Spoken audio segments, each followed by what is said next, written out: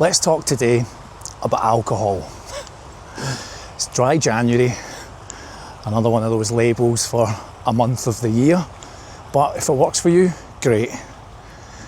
Now, before I dive into talking about probably a favourite topic of many, let me say thank you so much to everybody that watched my first video, that sent me a message, or just got in touch to tell me how you're feeling about maybe grief or loss, how you're feeling about your work situation, or even just your health. It really resonated a lot with me. So thanks very much, I appreciate it. So on to the second video. It's January, right? And January, titled as Dry January, a period when you're supposed to give up alcohol for a month and see how you get on. Now, I want to preface this a little bit by saying, I'm not a doctor, just a middle-aged guy in the UK, but I do have a bit of experience on this topic, and I thought I could share with you where I'm at personally, how I got there, some of the things that I did to get there in my mindset, so maybe you can relate, I guess. January rolls round and everybody kind of feels the splurge of Christmas and decides should probably try and quit drinking for a little bit, and it's a good idea, right? Of course, your circumstances are yours, so you'll know best how to look after yourself. But for me, I'm Scottish, if you haven't told from the accent, and I'm in Middle England, which always looks grey like this in the winter period. This is a typical January. It's cold, it's about -2 degrees, so I'm out for a little stroll along the canal path here. So, drinking, right? I'm in my 40s. How did I first learn about alcohol? Well, simply, that was from my parents. I think being born in the late 70s and into the 80s, drinking culture was pretty prevalent. And, from a young age, you might get a little sip of your dad's lager or something at New Year, right? You get a little taste out of the can. Now in Scotland, where alcohol is used and probably abused at a higher rate than some parts of the globe, but also being part of the UK, which carries a very big drinking culture for sure. Those early years, a little sip here or there, and then I would say the next introduction was probably when I was in my mid-teens, right? So when I was about 14, 15, if you were lucky, you had a mate at school whose mum and dad might have been a bit more liberal about this topic, might have let you have a little party so that, friends weren't hanging out on the streets just drinking, which again is pretty prevalent in Scotland. And so you would get this little introduction, and I think my dad raising me kind of let that slide a little bit, right? As long as I came home and I was in a sensible condition and I hadn't been out and hadn't been into any trouble, it was kind of given a bit of a pass. And I was never one of those kids to overdo it. I've never been completely blind drunk, although I'll tell you a funny story in a minute. But I've managed alcohol as best I can, but I recognise the limitations. I mean, let me tell you something funny, right? You know that in Scotland, up until 1991, lager cans, Tennent's lager, used to actually have a kind of semi-clad woman on the side of the can. That's how they sold it in Scotland, with like a kind of page 3 pin-up. Looks like this, on the can. Alright, so I'm in the age of 15, and I'm having a little drink here or there, and that's kind of the early start of it. And this would also be, it's in the 90s, so it would be 1993 when I was 15. We're talking about early eras of Britpop culture, lad culture, ladette culture on the TV.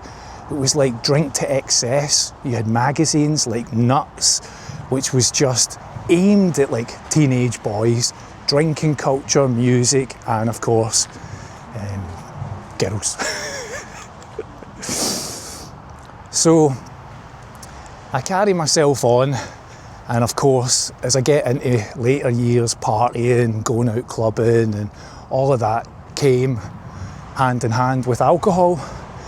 And I've always kind of saw myself a little bit as life and soul of the party, enjoy a good time, and I've been that guy. I was known as John Shots, because I would be the guy that would get the tray of shots in, right? You'd go out for a few pints and I would be the guy that sneaks off to the bar and comes back like this. And I've been like this, and I've also been like this. But, and here's the but, I've also seen the other side. I've seen the hangovers.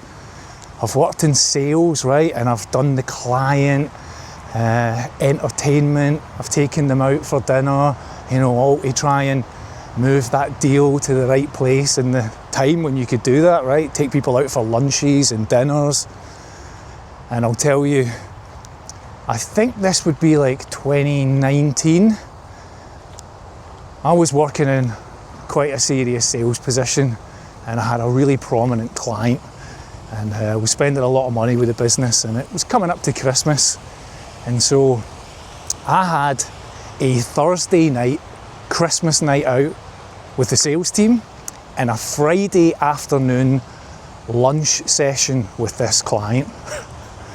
And so I go out on the Thursday night, and I'm like a good boy, right? Hardly drink anything. I'm staying in a hotel. I'm out with the team. I have a bit of dinner, a couple of drinks, and I'm like, right, pace myself. And so stay in the hotel, and I go to the office the next day. And at lunchtime, I take the client out. I take him out for some lunch, some wine, and of course a couple of shots. Gets to about 7 o'clock, and the client's like, right, I'm going to head off. Thinking to myself, brilliant, bit of peace and quiet, I'll get out of here. But I had a colleague with us. We decided to have that. Let's just have another drink before we head home. Now that the client's gone, we can kind of blow off a bit of steam, right? So fast forward about 2 hours, find myself in a taxi, heading to the hotel. I get into the hotel, right, and my wife is calling me. She's ringing the phone, and I'm trying to get into my hotel room. And I've got my wallet out, and I'm like, I'll just get into this room, and then I'll answer the phone to my wife. And I'm trying to get into the room, and I've dropped all the cards out my wallet on the floor outside the room, and I'm bending over and I'm trying to pick these cards up, right? I'm trying to get into the room. And at finish up, I thought, right, I'll answer the phone to Yvonne, the wife. I answer the phone, and she says to me, where are you? And I said, I'm just trying to get into the hotel room. I'll get into the room and then I'll give you a call. And she said to me, you were only staying in the hotel last night. You're supposed to be coming home. I'm outside the same hotel room that I stayed in the night before, trying to get into it with a supermarket rewards points card, a Nectar card. This is not an advertisement for Nectar. But I'm outside this room, and it was just that, if you've ever had it before, when you're a bit drunk and then suddenly you get that cold sweat that flows over your body where you're reminded, oh, it's like an instant sobering sensation, isn't it? So I felt that, and it was one of those moments, it was like a jolt to my brain that just said, whoa, you need to settle this in a little bit. So hopefully you can kind of relate to those stories. We've all got them, right? We've all done it. If you are a person that drinks, we've all got those in our back pocket somewhere. I'm happy to share that with you for a bit of self-embarrassment. Now, in 2022, as I was heading into a more serious sales position, I recognised that I needed to be the best version of myself that I could. And it was only through my own mental willpower of saying, let's try and go through January here and see if we can abstain from alcohol. So I didn't set out to do a dry January or anything. 2022 January, let's just go a month. And I did. It took my own perseverance, my own willpower to see me through that month. And it wasn't easy, because my birthday's in January and everybody else is always, I'm broke after Christmas. And so it's always a fairly tame affair. But I like to have a good time for my birthday. But this year it just felt different, right? It just felt like I had to do something different. And I went the month, and see, at the end of the month, I really started to just feel the improvements in myself. My sleep was improving, my health felt like it was improving, and I just thought, this is working for me, let's carry on. And so I set the goal of doing 100 days. That felt like a stretch. And before I know it, I was through the 100 days, and then it just felt like, do the year, try and do the year. And I'll say it wasn't easy. You know, I was working with colleagues, and I actually had one colleague who said to me, "Are you still doing this no drinking thing? God, you used to be much more fun." And that was like a little dagger to the heart, right? Because you think of yourself, the life and soul of the party, and suddenly people view you differently. But I'll tell you when that really counted. See, the next morning, and many mornings after it, where I woke up sharp, good in my own head and my own body. I wasn't the guy at breakfast contemplating their life choices. I was in a much better place. So I've now gone 2 years. 2 years, and it hasn't been flawless.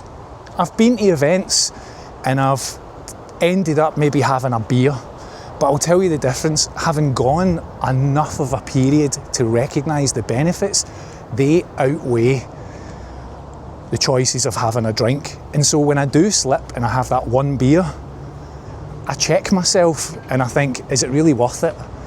And so that's what keeps me from buying the shots and being that guy, is the ability to make the right decision for myself.